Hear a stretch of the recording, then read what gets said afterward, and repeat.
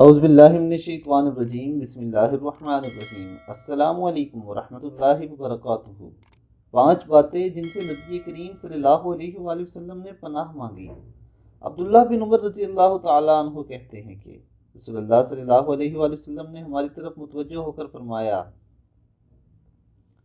مہاجرین کی جماعت 5 باتیں ہیں، جب تم ان میں مبتلا ہو جاؤ گے، اور میں اللہ کی پناہ چاہتا ہوں اس بات سے کہ تم اس میں مبتلا ہو۔ وہ 5 باتیں یہ ہیں۔ پہلی یہ کہ جب کسی قوم پر اعلانیہ فحش یعنی فسق و فجور اور زناکاری ہونے لگ جائے تو ان میں طاعون اور ایسی بیماریاں پھوٹ پڑتی ہیں جو ان سے پہلے کے لوگوں میں نہ تھی۔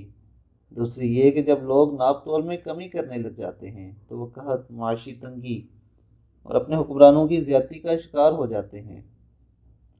تیسری یہ کہ جب لوگ اپنے مالوں کی زکوٰۃ ادا نہیں کرتے تو اللہ رب العزت آسمان سے بارش کو روک دیتا ہے، اور اگر زمین پر چوپائے نہ ہوتے تو آسمان سے پانی کا ایک قطرہ بھی نہ گرتا۔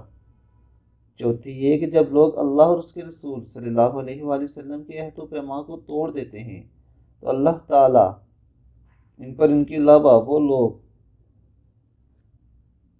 جس میں کسی دشمن کو مسلط کر دیتے ہیں، جو کچھ ان کے پاس ہوتا ہے چھین لیتے ہیں۔